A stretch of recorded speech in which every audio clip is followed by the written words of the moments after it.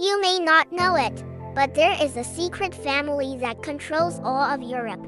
This family controls all the big banks, industrial giants, politicians, bureaucrats, diplomats, and even military officials in Europe. In 2023, the family's asset network will reach 700 billion, which is much more than the combined wealth of Elon Musk, Jeff Bezos, Warren Buffett, Mukesh Ambani, and even Gautam Adani.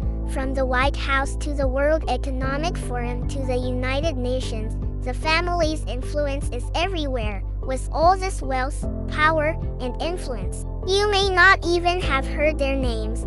Even if you search the Forbes list of the richest people, you can't find any members of this family. The simple reason is that the family doesn't want anyone to know their details, so you will never see them on TV, in magazines, or at public meetings. He is a Wallenberg family. In 1837, Andrei was stationed in the United States as a Swedish naval officer. At that time, the United States was going through a financial crisis, but he had already seen through it, and the American bankers were the ones who started it all. He learned from the operational failures of these banks and realized that his country's banking policy was a huge opportunity. At that time, banks in Sweden operated in an extremely conservative manner, with difficulties in transferring funds across banks and low interest rates. And the Swedish bank never lends to any individual or business, to put it bluntly. These banks are like lockers or safes, and they are only responsible for keeping money. But at that time, Sweden's industrialization was accelerating.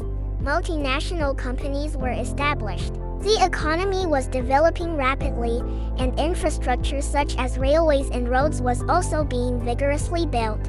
With the Swedbank refusing to lend, they watched as these great business opportunities slipped away, and this was exactly what Andrei Wallenberg valued in 1856. He founded his own bank in Stockholm, the capital of Sweden, called the Stockholm Private Bank, or CCB for short. 20 years ago, it wasn't as difficult to start a bank as it is now. And now there are so many regulatory and capital requirements that ordinary people can't even think about. In the 19th century, opening a bank was as simple as opening a jewelry store. For the first time, the bank offers Swedes a new option where they can deposit their money in a bank in return for a fixed interest rate. This is new to the Swedes, who think of banks as a place to keep their money. But now they can generate income on their deposits. This immediately attracted everyone's attention, and people came to this bank with their life savings to make deposits. At the same time, as a wave of industrialization swept in, many businessmen began to apply for loans at the bank. In this way, the banks absorbed the deposits of ordinary people and lent them to industrialists and big businessmen at high interest rates. In just a few years, the bank took control of all of Sweden. Every Swede's money is closely tied to this bank in various ways, either by depositing money with this bank, by repaying a loan from this bank, or by working for a company that has borrowed money from this bank. The entire Swedish economy was under the control of the Wallenbergs. But the Wallenbergs didn't stop there. They were hungry for more wealth and power, and they thought, why not use the funds to buy all the big Swedish companies? As a result, the Wallenberg family began to invest their money in various fields such as railway factories, shipping, ports, publishing houses, real estate, etc. Few industries in Sweden have escaped the control of the Wallenberg family, the lifeblood of the entire Swedish economy, which is about to spread from Sweden to the whole of Europe and the world. In 1916, the Swedish government introduced a law that no bank could hold shares in any company for a long time. This was a devastating blow to the Wallenberg family, but they soon found a solution and formed a new company in the name of the investor, AB, transferring ownership of all their companies to this company. Over the next 20 years, Investor AB became so powerful that 40% of Sweden's workforce worked for the company. World War II then broke out.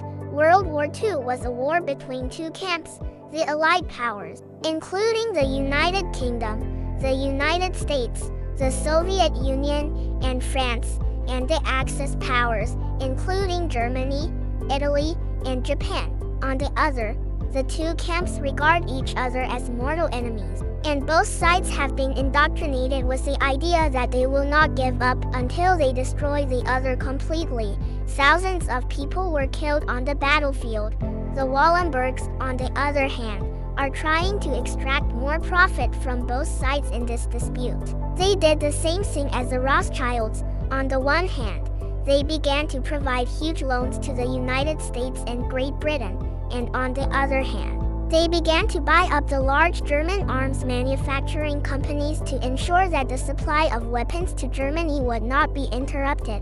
The Wallenbergs did all this for no charitable purpose, but with secret agreements with the three countries after the war. Germany will allow them to open branches within its territory free of charge, and all post-war development funds will be run through them. Similarly, the United States and the United Kingdom have given them special policy preferences. The Wallenbergs are in this game, and they never trade at a loss. War is a huge business, and those who control it do not want to see peace in the world, just as the United States gave birth to 10 billionaires in the war in Afghanistan. There are reports that a similar situation exists in the Russia-Ukraine war. That's why the war drags on longer. It's a multi-billion-dollar game. If you think that the tensions between India and Pakistan are due to religious or ideological differences, you are very wrong. These two countries spend billions of dollars on defense. And how can a country or group that sells weapons to them want these two countries to live in peace? Once peace comes, who will buy their weapons? Ordinary people on both sides have been fooled and portrayed as each other's enemies, brainwashed through films, the media, and textbooks, leaving them trapped in the middle of it. As a result, the rich get richer and the poor sink deeper and deeper into the mire of poverty. The Wallenbergs played this double-faced trick in World War II and continues to do so today. In 2014, when Russia attacked Ukraine, all of Europe imposed sweeping sanctions on Russia. But two companies owned by the Wallenberg family, Atlas, Copco and SKF, continued to supply essential equipment to Russia's nuclear program. The question then arises. We see that 90% of the wealthy families will decline by the third or fourth generation. Why did the Wallenberg family survive for so long? After 100 years of ups and downs, it is still the most powerful family in Europe. In order to avoid decay in the hands of the third generation, the Wallenbergs resorted to such an approach. Instead of passing on their entire wealth to one or two sons, they put all their fortune into a family foundation. The foundation has a large number of members who manage different companies. In this way, no single family member can destroy the entire Wallenberg empire alone.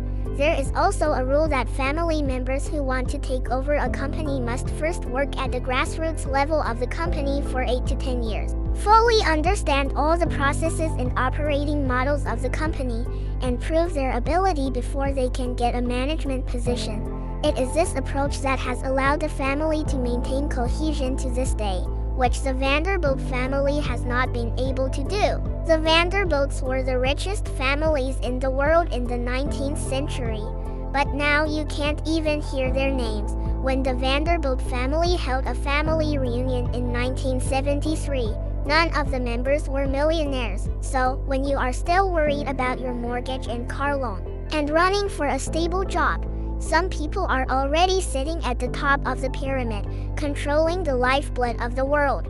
They don't appear in the spotlight or make it to the Forbes list, but they can determine the direction of a country's economy, the outbreak and end of a war, and even the fate of a generation. The existence of the House of Wallenberg tells us that power in this world is not as simple as we seem. Real gamers never play in person, but sit behind the scenes and manipulate every piece on the board. We may not be able to change that, but at least we should see it.